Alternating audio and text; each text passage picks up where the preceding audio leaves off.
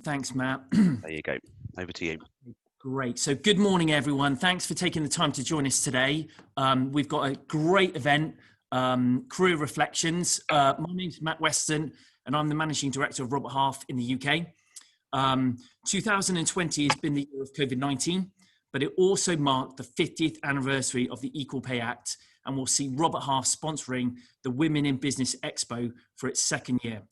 As a business that is founded on the principle of putting ethics first, it's important to us that we recognise this pivotal time and champion a great event that does so much to support women in the workplace, whether they are returning from a career break, advancing their career, looking to start a new business or grow an existing one. We are absolutely delighted to be hosting a series of roundtable events with a panel of inspiring women to discuss their career milestones, challenges and opportunities faced in business today. A big thank you to everyone for giving up their time today. I've worked with a number of these people. You know, it's going to be a great event, great insight. They've given up their time and we look forward to hearing from them. Kristen Mcnamara, who is our Senior Director of Staff Development at Robert Half across the International Zone, will be hosting the event and asking questions. And without further ado, I'll pass on to Kristen to kick off the event. So much, Matt. And I echo Matt's comments. I am so excited to talk about this really important topic today. I'm even more excited to be joined by some real powerhouses. So I could do the introductions, but I probably would not do them justice. If I can, ask each of you to introduce yourselves to our audience. And Suzanne, I'm going to start with you, please, if you could let us know a little bit about you and your background. Thanks very much, Kristen, and good morning, everyone. I now operate as a serial non-exec director. I'm a non-exec at the Equality and Human Rights Commission. So equal pay is a big thing for us and a big topic. I'm also a non-exec and audit committee chair at WH Smith and work with Pinsent Masons as their external board member. My background's in finance. I'm a chartered accountant, trained with PwC, worked with Deloitte in corporate finance and spent 11 years as a FTSE 250 CFO at Mighty. So delighted to be here today to talk about such an important topic. Thank you so much. And I'm so excited to hear your thoughts. Gillian, would you be so kind as to introduce yourself and tell us a little bit about your background? Yeah, absolutely. Thanks, Kristen, and thanks, Matt. Yeah, my name's Gillian Bonthron, and I'm the Group Finance Director at Perspectum Limited, which is an emerging biotech based in Oxford. I'm also a chartered accountant, originally at KPMG, and I have had 20 years of corporate finance and mergers and acquisitions experience. And Gillian's almost a neighbor of mine, so Gillian, after this, I'll pop around for a cup of tea and we can have a chit chat. Please do. Sarah Edge, would you be so kind as to tell us a little bit about your business experience and your background? Yeah, sure. So I live in Surrey. I'm married with two daughters who are 9 and 10. I've been in the technology sector for the last 20 years. A different background to Gillian and Suzanne. I graduated from Warwick University in politics, so no finance experience. But I went into marketing. From marketing, I moved into product and category management roles. And more recently, I've been a general manager at a startup business. And my current role is I joined a software business, a Canadian software company, back in January. And I run UK, Ireland, South Africa and Israel as the sales director. So an eclectic mix of countries. Wow, what a great combination. And as I'm a history major. So okay, there you go. Similar to me. I miss those 8 hours a week. Don't be faulty, accountants. And then last but not least, somebody I've had the pleasure of working with and now across 2 continents, DeLynn Senna. Would you give us your background, please, DeLynn? Yeah, thanks, Kristen. Hi, everyone. I'm DeLynn Senna, and I'm the Executive Director for Robert Half's International Permanent Placement Staffing Operations. So essentially, I work with our international executive and field leadership teams to develop our growth strategies. I'm actually also a chartered accountant. I was formerly with Arthur Andersen, that's many years ago. I have over 20 years of experience, though, since then in recruitment with Robert Half. And as you can probably tell by the accent, I recently relocated from the San Francisco Bay Area to London and absolutely loving it. So we've been here now for about 3 months. So I'm, on a personal note, I'm married to my high school sweetheart for 24 years. We actually celebrate that anniversary on Monday. And I have 2 amazing boys, 11 and 12, and are absolutely loving living abroad. So we feel very blessed. So that's me. Great, thank you. And on a personal note, I have a dog named Oscar, who, if the postman comes, will bark. So please forgive me in advance if that does happen. But really, just for everybody on the call who's observing and listening, we want this to be as interactive as possible. We're going to start with a poll, and then you'll see the Q&A button down below. As we are talking with each of our panelists, you may have some ideas or questions that pop in your head. Please ask. We're dedicating time at the end of this for your questions. So again, we'd love your thoughts and comments and questions. But with that, Matt, if maybe we can move to the poll, if that's okay. Yeah, here Wonderful. we go. Yeah. Thanks, Matt. So in essence, we'd love your thoughts. It has been 50 years since the Equal Pay Act became legislation. And, you know, we want your opinion. Is enough being done to make the workplace equal? You have 5 responses. First would be yes, you think the workplace is equal as it can be. Secondly, there's hope. There's a few strong signs of improvement, or almost, but it's inconsistent and varies by industry and job. Barely, it's a conversation, but change is just too slow. And then no, we've hardly started. So we look for your comments and thoughts, and Matt will let us know when we'll. Yeah, we'll just give it another couple of seconds because people are still voting at the moment, Kristen. Just give us a moment. Okay, it looks like most people have now voted, so I'm going to end the poll. And here are the results, Kristen, on screen. Interesting. Okay, so thank you all for voting. I would say, I think it says 70% have voted almost, but it's inconsistent and varies by industry and job. So just really quick to our panelists, does anybody have any thoughts on that? I think the varying by industry and job is pretty interesting to me, but over to the panelists, any thoughts? Yeah, Kirsten, Suzanne here.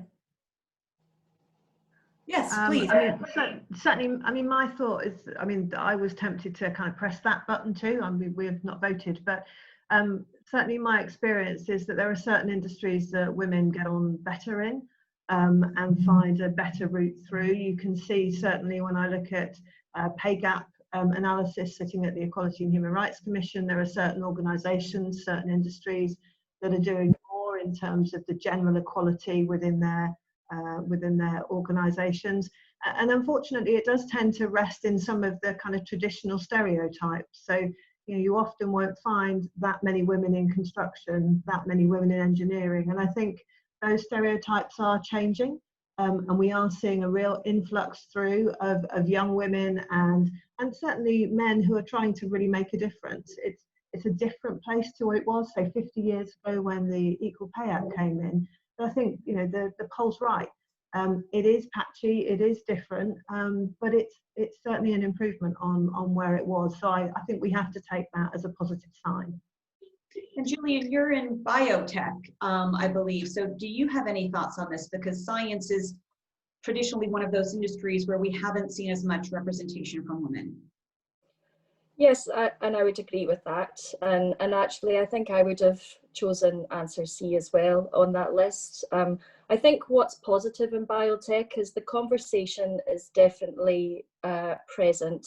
You know, on our board, we do discuss gender diversity. We discuss pay, but that's not just related to gender. You know, it's the conversation is much wider these days. We look at obviously sexual orientation as well as, you know, racial diversity, and I think the conversation is very healthy. There's a lot still to be done to make salaries consistent. I think it depends on the type of job that you do. Some are easier to compare directly. And in a company as diverse as mine, where people have some very outstanding qualifications, it can be quite hard to compare like for like just based on gender. Interesting, interesting. Wonderful. Well, thank you very much. So if those comments made you think of any questions, please do add them to the chat and we will do our best to make time for it. But I guess with no further ado, I think if we can go into some of the questions that I'd like to ask our panelists. And so this first question I'm going to direct towards you, Suzanne, if that's okay. And the question is, when it comes to recognizing the 50th anniversary of the Equal Pay Act, what do you feel we should be celebrating and that we've accomplished, and what needs kind of most improvement and most attention paid to? Okay, thanks. Yeah, delighted to go at this one. I mean, I think from my perspective, I think we have to recognise that the Equal Pay Act gave us in the UK the right for men and women to be paid equally. And that sounds like the kind of thing that, well, we look at now and think, well, of course they should be. But when you look at the statistics before this act came in the public sector, women were allowed to have equal pay from 1955. So we had unequal pay practices from a public and private sector perspective for women. And in the private sector, women tended to be paid about half of the level that men were paid. Now, I guess, you know, the panelists around the table, the people sitting here listening to the webinar would look at that today and think, that's just outrageous. How can that possibly be? You know, we would absolutely fight for that. And that's what happened. So, you know, the women in, it's very, very, very famous story. The women in the Dagenham plant at Ford struck for equal pay in 1968. And by 1970, Barbara Castle was forcing an equal pay act through Parliament that gave us the rights we have today. I guess the sad thing is we're still talking about it because it's not that simple. It's not as easy as just saying, well, we'll have equal pay, won't we? And just moving on. Life is more complex. Employment is more complex. And it's a difficult act to absolutely implement in the current environment with transparency. I think the thing it did do for me is it changed the debate for women in the workplace. I mean, imagine working in a culture where it was okay that you were paid half of the equivalent of your male equivalents. Or imagine a situation where actually from a national insurance and a pensions perspective, it was okay for the law to reflect the fact that you may only contribute half and get a lower pension than your male equivalents. And that's what a lot of women in the workplace, particularly those in the kind of 60s bracket now, are finding in terms of a very different position on pension compared to their male counterparts, their husbands, etc. You know, we don't have to fight that now, and I think that has to be seen as a really positive move. And I think the real positive thing for me is that the Equal Pay Act was a precursor to a wider debate on equality. And it moved the debate that still needed to address whether or not there was actual equal pay in every single workplace. None of that happened overnight. But it did start to move the debate to, do we have access to the right roles? How should we run our careers? Are we considered to be generally equal? What's the rights around pregnancy, maternity? You know, we now talk about career breaks, we talk about role sharing, etc. So I think we have moved on considerably. There are more women on boards. I think without this piece of legislation, we probably wouldn't be in that situation now. That said, I think there is a huge amount that we can still do. The very fact that 50 years after the Equal Pay Act, we are still talking about equal pay, and we're still seeing some very high profile debates about equal pay and whether or not women should be fighting their employers for it. That to me shouldn't be happening in today's environment. But if you look to the law and what it actually does, you're not really surprised that we're in the situation we're in. This law was drafted 50 years ago to address a problem that existed 50 years ago for women in the workplace. Life is very different now. The profile of women in the workplace is very different. The structure of work is very different. And so, not surprisingly, a very simple piece of legislation that quite simply says that for equal work, we get equal pay, you look into how you define that equal work, and the law tells you that actually you can be paid equivalently for like work, i.e. the same work, for work that's rated equivalently through a job evaluation scheme, or work that is otherwise considered to have equal value. There's not many very hard and fast rules that sit in that. That's quite difficult to write down exactly what we mean by equal. So not surprisingly, we end up with a continued debate. I think also the law for me is really clunky in terms of being able to access it. You know, if you end up with a complaint on equal pay, you have to confront your employer. That's a really difficult thing to do. And particularly with the lack of transparency around pay. I joked when I was talking to one of your researchers during this process, and I said, you know, the Brits are known more for talking about their sex life more easily than they are for talking about pay. You know, we just don't like to talk about the fact that, you know, I might be paid X and you might be paid Y. It's just, we just don't talk about it. It's not our thing. Well, if we want equal pay, we have to have more transparency. It has to be part of a more normal dialogue. We have to encourage our employment community, employers, to talk about pay that they offer in their organisations, and not to keep it behind some mysterious shroud as it kind of is now. I mean, certainly, you know, we all learn, you know, you sit back and you think, actually, in the organisations I have worked in over the years, do I know what my equivalent colleagues were earning? And other than in one or two examples, the answer would be no, because I wouldn't have asked, because you don't, you know, you're not seen to ask. I think as a woman balancing a lot of different things, maybe going off on maternity leave, you know, dealing with all sorts of other career challenges, then actually challenging your employer every year as you receive a pay rise or not, or a promotion, as to whether or not and how they've assessed it in accordance with the law, is just something that we just don't do. And I think for me, the big change that needs to come around the legality of equal pay in this country isn't about a shift in the law. I don't think the legislation is necessarily going to be the big thing that will help this, though there is potentially a route for it. But the big thing is around behaviour. It's about behaviour of employees, and it's about behaviour of employers. Because actually, wouldn't it be nice if every employer actually was transparent about their pay processes, was transparent about the banding that we all sat in as part of our employment contract? It's not that difficult, but actually it really would break a taboo that I think would help people understand. And it may flush out a few things that maybe employers aren't that comfortable with, but it would make them deal with it, and it would be it would lead to fairer pay practices for women in the workplace today. And I think for me, actually, this point around culture and disclosure is the crux of addressing this issue for us. And I think, to wrap up, for me, trying to address equal pay now using a framework that's 50 years old isn't the way that today's woman in the workplace will find a solution to her pay and her pay progression. The solution comes through thinking about relevance in today's workplace, using the law as a framework, but not waiting for legislation, acting on the back of what's right and what feels right for women that work with us and for us as we determine what they should be paid and how their careers should be structured. Okay, I probably have about 45 questions that I could ask you based off that.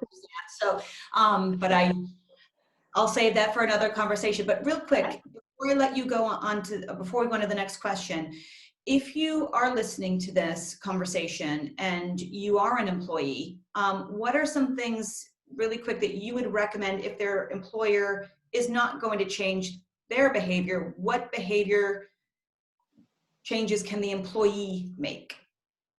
Okay, I mean, I think first off, you should be brave enough to ask in a constructive way for your employer to explain to you how your pay has been determined and how it's been considered from an equal pay perspective.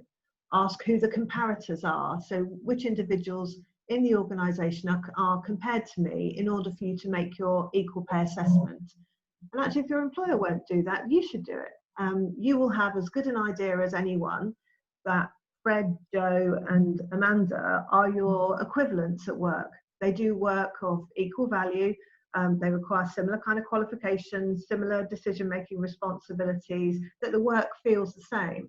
And I think if you can go back to your employer and say, actually, I think these people here are my pay equivalents. I think I should be paid in an equal band to them. Could you please explain it to me? Then your employer should come back and give you that explanation. It's a reasonable thing. It shows compliance with the law, and it's not done in a confrontational way. Now, ultimately, good employers should be able to answer that question. If you find, I mean, it's the worst possible solution potentially, but if you find that your employer really won't answer that question, well, one, you could take some external legal advice if you really wanted to go after that employer to put down equal pay for yourself. That, you know, I just think the law's not accessible to most women. There is some free advice out there, but actually going through a long and tortuous legal case or tribunal actually is probably not what most women want. And the ultimate is you can leave and take your really valuable skills elsewhere. And that's a really easy thing to say, but in the current environment, clearly I think people have less of a tendency to want to do that for all the obvious reasons. But I think you have to have an open and honest and constructive dialogue. Going in all guns blazing probably won't give you what you need, and I think it's about getting what you need and asking your teams constructively about that. Yeah, thank you for that. I think that's really great advice. Moving on to the next question, if we can, and I think Gillian, I'll direct this one your way, if that's okay. I like to think of Cher, if I could turn back time. I ask myself this all the time, but going back to your graduated self 20 years ago or so, yeah. When we didn't know anything about anything, but you know, what do you wish you had known then that you know now, and what lessons have you learned? Yeah, I think, you know, over the years, my definition of success has certainly changed. As your career develops, you develop softer skills, you learn to manage people and cultures. And I really think for me now, you know, on 20 years, success is my team and the responsibility of the business and where my business sits in the community. And that's really important to me now. I'm working in a small business in the local community. And I think, you know, looking back as a graduate, it's important to hone those skills early on and think beyond your technical skills and your success and, you know, smaller milestones, because women in particular, I think, have particular skills in this area and bring a lot to the organisation and to their boards, and that diversity is really important. So I think it's the confidence to think beyond your technical skill sets and look at your wider contribution, because a diverse, happy business is a thriving business, I think. And when you think some of those maybe interpersonal skills, soft skills, cultural skills, do you think women have different attributes than men do? Obviously it's down to the individual, but I think, not to be too general about it, but I would say that on average, yes, there's usually more empathy, and I think they look, me personally, I like to understand my work colleagues and the different skills that they bring to my team and to the organisation. So I think we all bring different skills, therefore it's good to have all sorts of diversity, not just gender, in an organisation. And do you think in the beginning of your career, when you were a recent grad, would you have gone to work for a small to mid-sized company as you are now, and that desire for that community feel, or were you more interested in trying to work for a big name and get as much experience as possible? Yeah, I'd say the latter, looking back, and I thought, I would say at the time, certainly the career ladder and the goals that are well trodden and easily articulated were certainly the ambition, but you know, and you know, to an extent they still are, and that's very admirable. However, I look at my wider role now and really see the strengths that I bring to that team. Yeah. And I see on a lot of social media platforms in the news that there's a lot of 20-somethings that are just graduated and they've kind of given up hope that they're ever going to get a job that they, you know, dreamed of or envisioned themselves doing. And so particularly for those recent grads out there today in lovely COVID land who are women, do you have any advice now that, you know, if you maybe were to be a 20-year-old grad now, knowing what you know today, how might you prepare for a job search or prepare to embark on your career? Yeah, I don't think in a COVID scenario that has changed. I think, or perhaps maybe you just have to project yourself more. It's tougher on Zoom and on Teams. You have to portray more confidence, turn your screen on at all times. Women often have a tendency to you know, to hide behind the screen, which I would encourage otherwise. But you know, I think the generation coming through have an awful lot to offer. Organizations, they bring new social skills. They bring, for me, I understand in biotech, you know, to Suzanne's point earlier, I think that conversation around pay, for example, is much more dynamic in the new generation coming through. So I think we should really embrace the skills that those individuals bring and that fresh view of an organization. Yeah. And just curious, Sarah or DeLynn, do either of you have any memories of way back when we didn't know anything about anything that you wish you might have known then that you know now? I think what I wish I'd known then is that sometimes things just kind of evolve and your career evolves and opportunities come your way that perhaps you weren't always expecting. And it doesn't always have to be a kind of a set path that you have to follow. Certainly my journey hasn't been like that. I thought I would go in for a marketing career and I've ended up much more focused on sales. And I think that, you know, you change as a person, you discover what you like, you discover what really motivates you as you go through your 20s.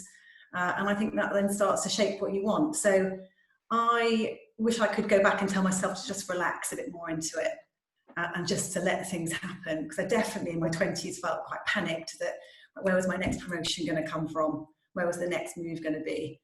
And I don't feel that you have to feel like you don't have to feel that panic. And that's what I'd go back and tell myself. Yeah, but there are a lot of versions of success, I think, is there absolutely are. Hey, Kristen, I'll maybe I also would love to answer the question of what advice would I give new graduates and looking for an opportunity and working for Robert Half and being in recruitment and an expert in this area. One of the things, but I'll phrase it in a way of what I wish I knew back then when I first graduated. And I landed a great opportunity at Arthur Andersen, which is an equivalency of a Big Four firm now at the time. And so I did get a great in and I met a lot of people, which really helped open doors long-term for me. However, one of the things that I've learned over the years is build your network as wide as you can because people open doors. And don't be afraid to ask for help. It may not necessarily be someone that you know, but whom can you tap into who may know someone who can get you in the door? And I'll give you a great example. So there's an executive at Robert Half who called me up and said, listen, I know you know a lot of people in the Bay Area. My daughter wants to move to San Francisco. She wants to work for Benefit. And it's the cosmetic and I think everyone's probably familiar with Benefit anyways, large organization. And their corporate headquarters are in San Francisco. So she said, I don't know if you know of anyone, but or you may know of someone who knows an executive at Benefit, but can you try and get her a meeting with someone? So believe it or not, I sit on a board. She kind of got lucky, but I sit on a board at the time. One of our greatest companies that gave us significant amount of money was the CEO of Benefit, and she spoke at a lot of our events. So long story short, I asked our development officer to go ask her and see if she would be willing to have one of her executives meet with an individual who was very keen to join her company. She actually facilitated the meeting. Believe it or not, she landed a job there. So I had met the young woman, the mother said, will you meet with her?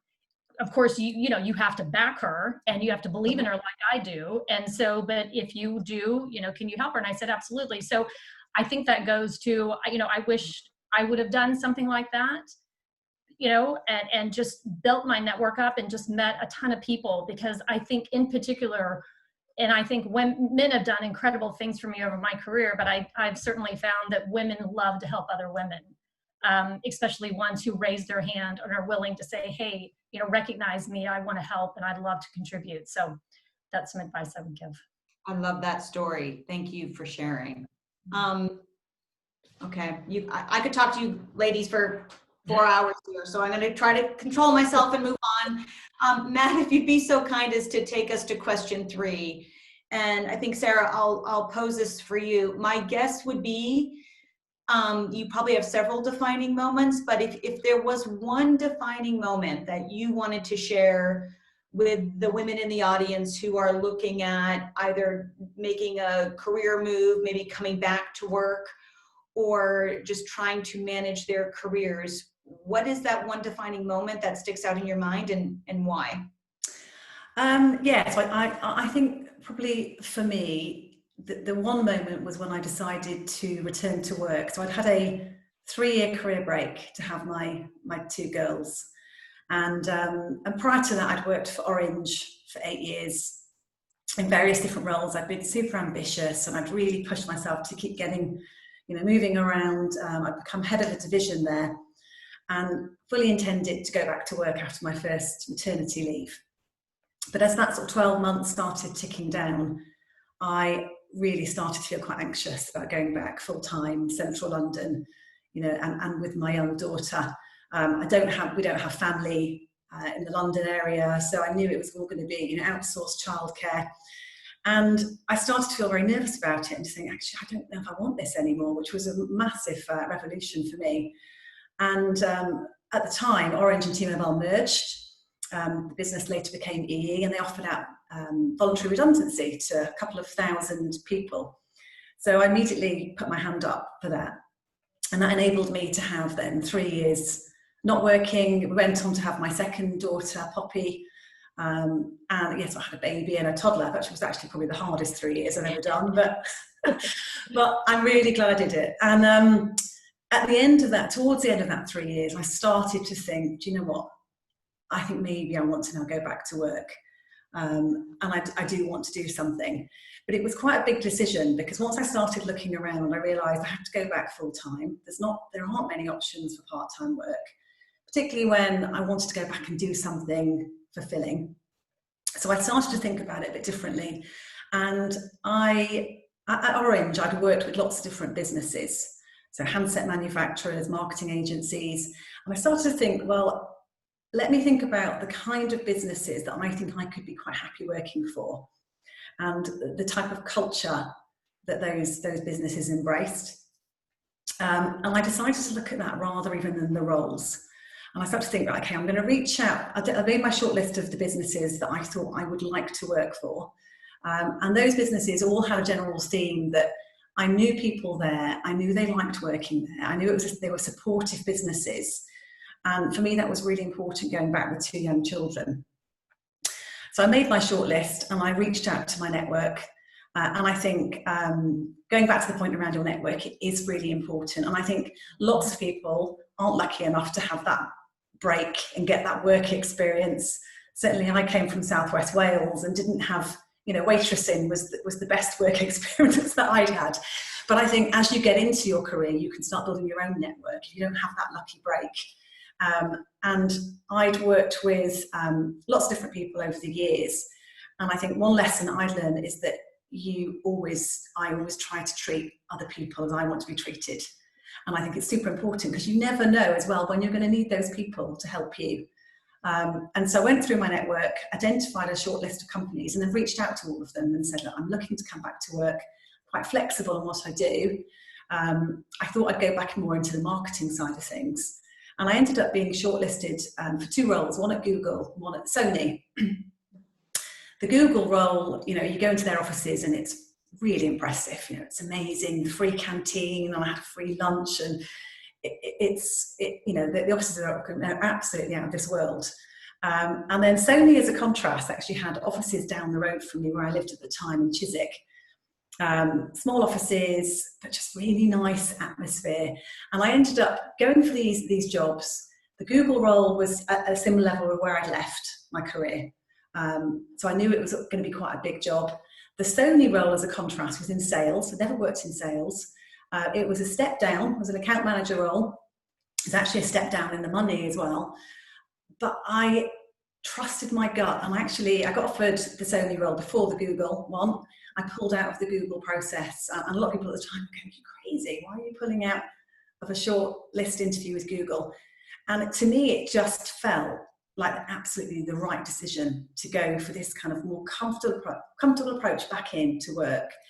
And it just worked brilliantly for me. So I felt confident because I felt like I was going in at a bit more of a lower level. It was a mat leave cover, so I knew it gave me the flexibility. If I didn't like it after 9 months, I could have more time off with the kids. But the interesting thing is that as soon as I got back in, within about a month, realised that the old ambition was still there, and I actually really enjoyed working. So within probably, I think, 4 months, a permanent promotion had come up, permanent role, and I went for it and got it. So, you know, immediately kind of then got the pay rise, the money came, you know, I had then the team of people working for me. And that was a really great moment for me. And it was a really good lesson in make sure that sometimes the role is not always the most important thing, but the culture of the business and the type of people that you're going to be working with, I think as a mother is the most important thing. And it's led me to make lots of other decisions in my career based on what I did back then when I returned into work.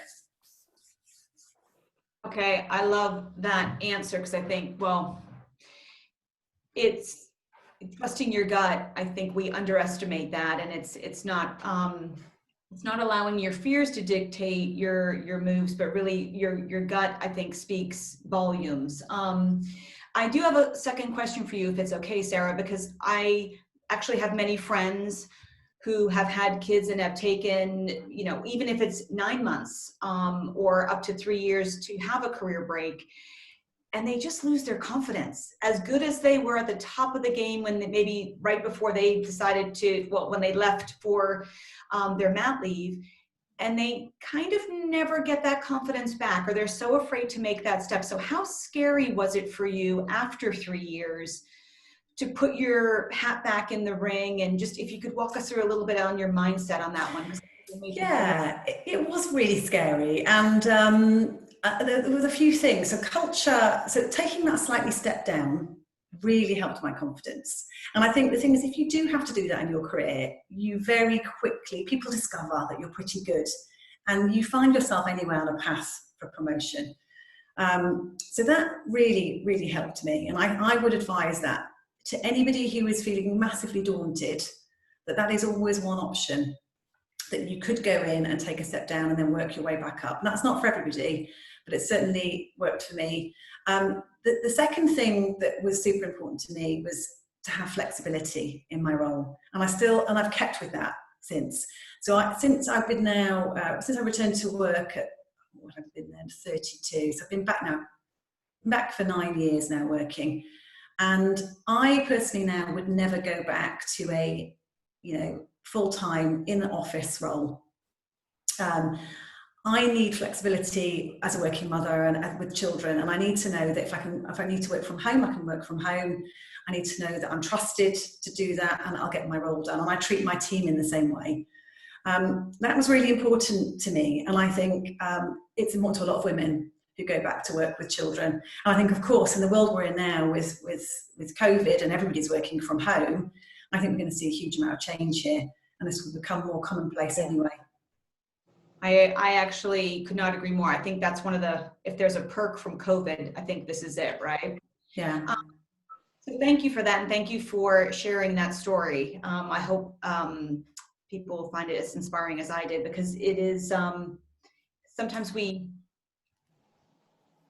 are afraid to make mistakes, so we just go with what feels safer. And I wonder how you would answer that if you had gone to Google.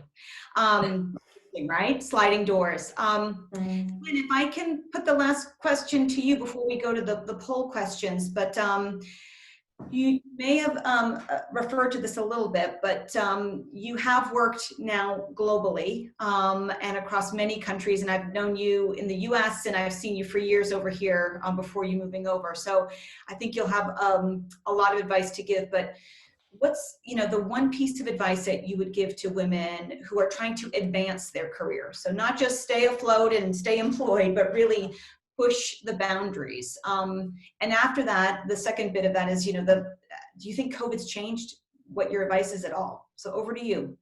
Okay, thanks. So actually my advice is twofold, but they go hand in hand. And the first one is, and what I've come to know is that opportunities for you don't happen, you create them. And what I've certainly learned is the one person that's responsible for your career is you. I've talked to, and I'm just, because it's a women's forum, I can't tell you the number of women that I've spoken to or mentored over my years where I think they felt like it was the company's responsibility to tap them on the shoulder. It's their responsibility, meaning the company, to tell them what role they should take on and when. And I don't know if it was, you know, kind of Sarah talked about her gut, whether it was just gut intuition, but I always felt like from the very beginning, if I want something, I have to ask for it. And maybe that was just something that my parents instilled for me, but I've certainly learned that has served me well over the years. What I've also learned though, and again, what I felt was the right thing to do is that I have to prove my worth, meaning that I have to, first of all, love what I do. And if I absolutely love what I do, then I need to master it. I need to get exceptional at it. But make sure that if I do a great job, then start to step up and say, hey, I'd love to take on more responsibility. Where do you see my strengths? What else do you think I can do? I'd love to continue to contribute more. What are the paths that are open and available to me? I'd certainly love to start to entertain and talk about them. But I also knew the right time was, let's make sure that I'm showing I'm actually capable of taking on more. And that I'm doing a terrific job in the role in which I'm currently assigned. So that's my first piece of advice. You have to, you got to create your own opportunities. The second piece of advice that I would give though, which I also learned really early on, and I had a great mentor who gave me this advice, and there's a ton about it, that you could read on today. And that is, you cannot go it alone, and just your hard work is not the only thing that's going to get you there. And that's really when you're really starting to take on bigger level, more senior level leadership roles, and, even just advancing your career. But if you really want to keep moving up to much more senior level, or you aspire to, or executive level positions, you've got to have a mentor in your career and identify one very early on. And I'll talk about, what my mentors have done for me and why they're incredibly valuable for you. And then the second one is you need a sponsor. And so I'm gonna, if you've never heard of a sponsor before, I'd love to tell you kind of the difference between the two. So a mentor, which I think a lot of us have, sometimes the company assigns a mentor to you. That's great. I actually seeked out mentors outside of my organization. And I met them through being, again, it kind of goes back to networking, but being incredibly proactive. Going to networking events, going to talks, where you've got exposure to senior level people who have held senior level positions, maybe even CEO level positions, and are at that point in their career where they really want to give back. It's kind of the second phase of their life where they've achieved what they want. Now they want to help others achieve the same. And so I seeked out and found individuals as a mentor and asked them if they, after a couple of conversations, they got to know me, they started to naturally take a genuine interest in me. I asked if they would mentor me. And so here's what mentors do for you. They basically put a mirror up in front of you. And it's got to be that type of relationship where you can be incredibly vulnerable to them, because you've got to start to become self-aware of who you are. What do people say about you when you're not in the room? So what is kind of your brand? What are your strengths? I think that early on, they helped me identify, here's what I'm incredibly talented at. And that's what I've got to make sure I tap into. And how do I build upon those strengths? There were also individuals that I could go to and talk about challenges that I'm faced with, situations I've never, been confronted with before, and I really didn't know how to handle it. And so based on your experience and advice, what would you give me? And so, ultimately it was always my decision of how I would go about it, but I think they were a sounding board for me and really helping me think about options that I have. And those were always the best conversations. And helped me also figure it out on my own too. And then just helping me, give me advice on asking for more and how do I approach those conversations, even the conversation we're having today about compensation. So again, a mentor helped me just develop professionally. And it goes back to kind of giving me that confidence that I really do have a lot to offer, and advice on how to continue to hone those skills. So that's a mentor. And I think a lot of us, probably listening in, have had one of those, or if you haven't, I'd strongly advise you to get one. The sponsor's different. The sponsor, though, it's like a mentor is great, but ultimately it kind of goes back to what I said, people help open doors for you. A sponsor is a very senior level individual within your organization who has power and influence.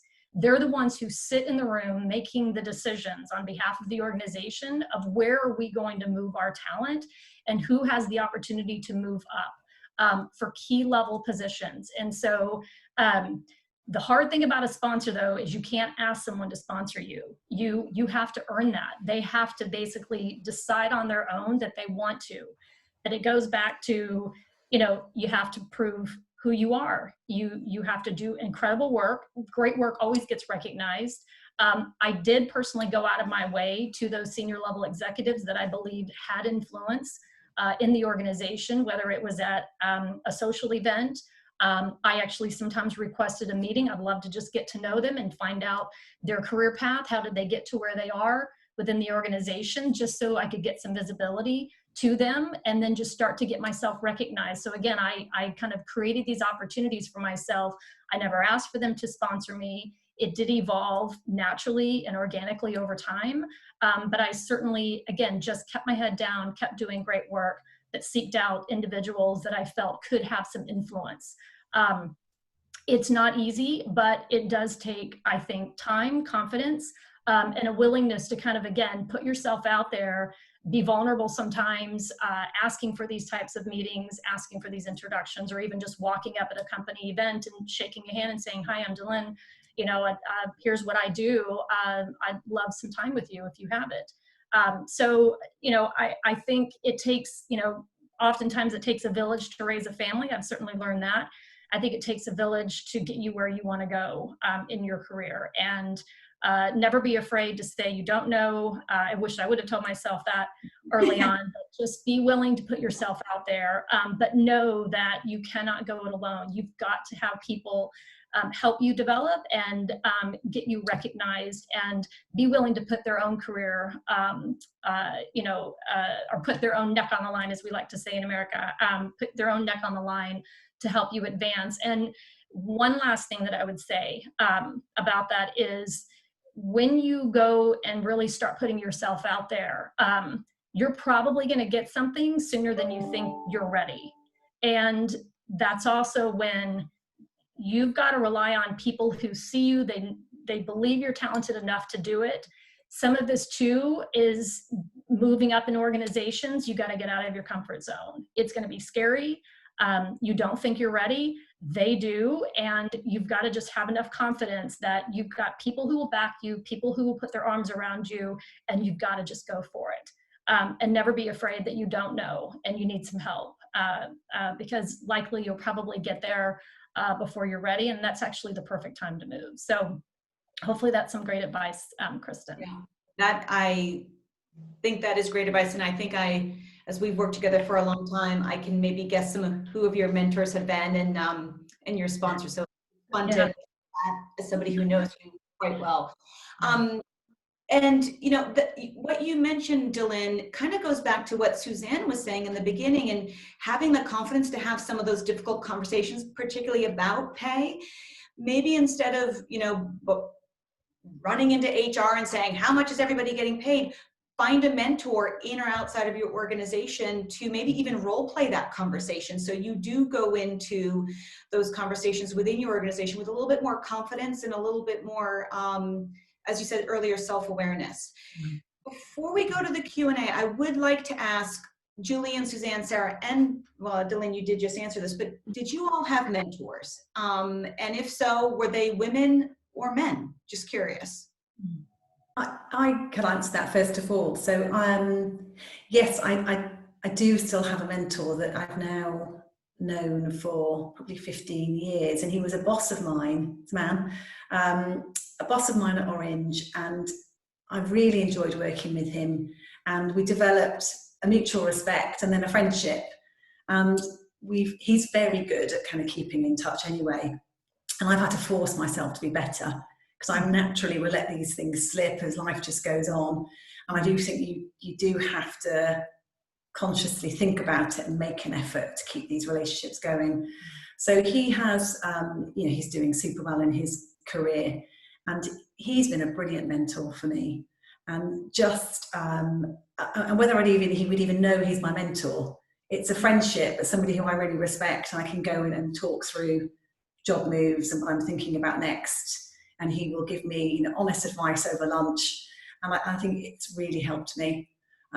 So I would definitely recommend it to anybody. And I would say the best way would be to find a natural mentor, you know, somebody who you really value their opinion and you respect them. And I think you can get a lot from that for sure. Yeah, great. And then Suzanne, have you had a mentor, or are you mentoring anybody? Yeah, I mean, I've done both roles actually. I mean, I've had mentors during my career, male and female, and I think I'm not sure either would have given me a different kind of approach just because of their gender. I think they were both objective professionals that I worked with who understood the kind of career dynamics I was describing to them, and the kind of balance of managing family and professional obligations all at the same time. And so it's useful to have that kind of conversation, I think. And then in terms of acting as a mentor, yeah, I've done that too. And I think that's always really rewarding, actually. You learn as much as a mentor as you do as a mentee, I think. It makes you think about the kind of questions. In fact, I was just thinking as DeLynn was chatting about some of the things that she asked, I thought, well, actually, do I know the answer to that myself? It makes you think through those kind of questions and challenge your own self as well as the person who's being mentored by you. Great. You're nodding your head. Yeah, no, I absolutely agree with that. I was smiling at some of the questions she was posing, also wondering if I knew the answer. You know, I've not had formal mentors, but I've certainly embraced a lot of my network and relationships along the way. And when you're at difficult junctions, it's really important to confide and you know, and take solace in those great relationships that you're building along the way. And they give you, you know, please do take that advice on board. It's good to step back and reflect on the decisions you're making. And I would say I've had a lot of sponsors along the way, and not necessarily in an organisation, but again through that network. And as you start to build relationships, they really help you connect and really lever your network. So it's certainly good to embrace both mentorship and sponsorship. That's really good advice, DeLynn. Right. So everybody who's listening, find a mentor, find a sponsor, and push yourself a little bit out of your comfort zone. I want to respect our time, and I think, Matt, if I can pass back to you, because I believe we have a question in the Q&A. So, Matt, can I pass back to you to manage that? Yeah, certainly. So this question is to, I suppose, all panelists, really.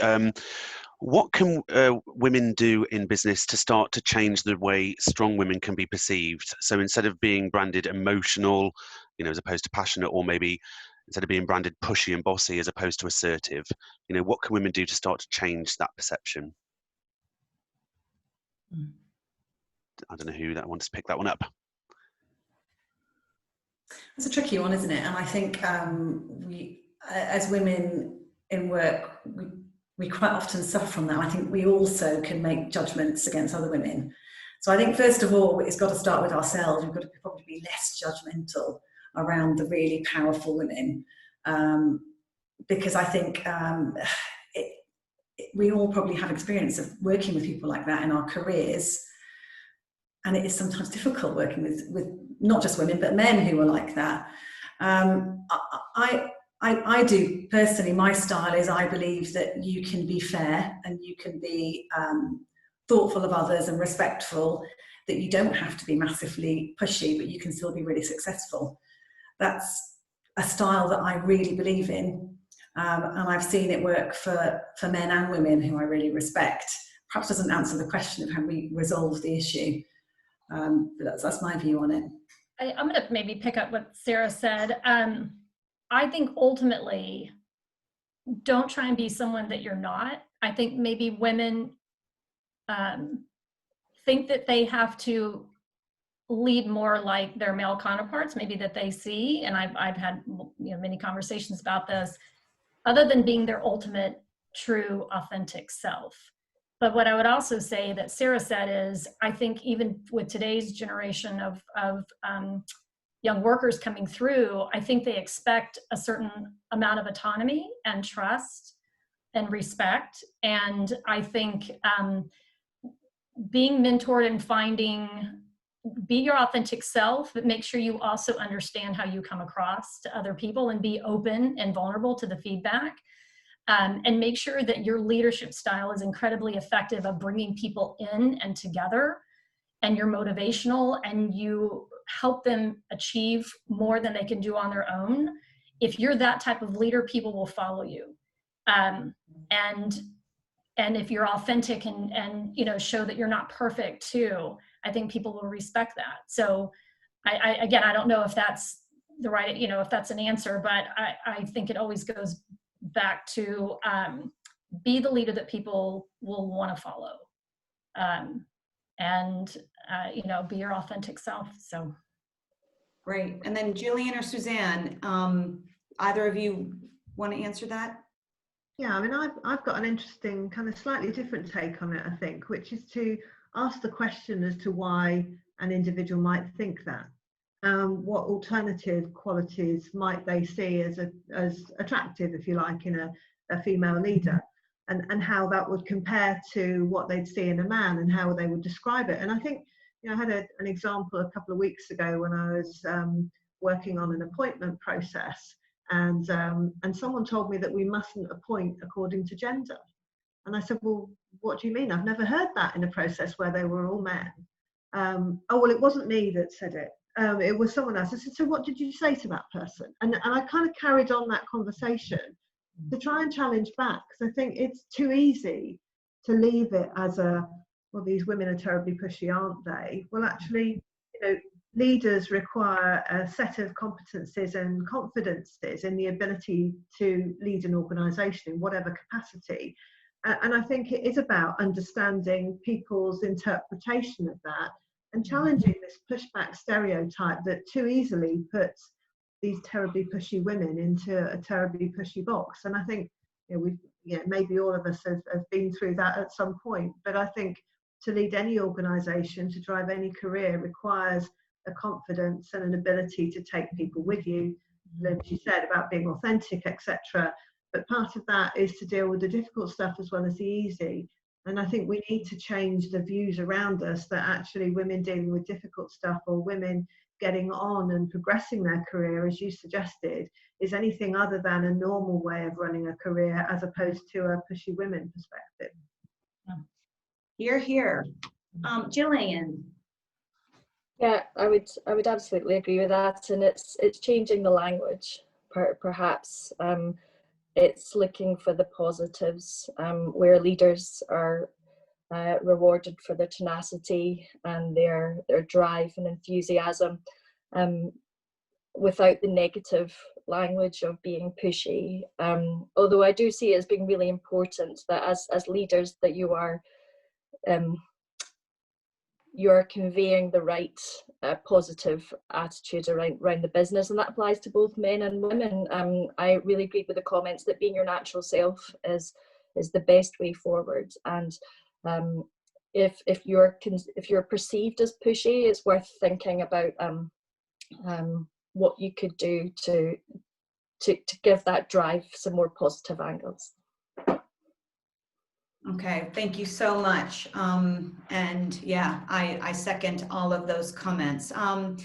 I have taken everybody over by 2 minutes, and I know that we have tomorrow another Q&A, or excuse me, roundtable session called The Great Leveler. And then on Thursday, same time, we have one called The Future of Work. I know we have some excellent panelists lined up for those conversations. I struggle to think they're going to be as good as this one today, because you guys have blown my mind. So I've had a real pleasure speaking with you and learning from you. And thank you so much. And Matt, back to you. Yeah, I just want to say a massive thank you. I've taken copious amounts of notes. I can't believe how quickly an hour's gone. First, a few thank yous. Matt Robinson for pulling everything together, Kristen being a great host, but more importantly, I think the panel this morning has been absolutely fantastic. A big thank you to Gillian, Suzanne, Sarah and DeLynn. You know, your insights have been brilliant. We could have probably gone on another couple of hours. So that's how good this has been. So thanks for taking the time. As Kristen said, we've got 2 more events. We've got the Great Leveler tomorrow and the Future of Work. So if anyone would like to join those, let us know. But just want to close it up by saying thanks for a fascinating morning, and you know, have a great rest of the day. Thank you all. Thank you. Thanks, everybody.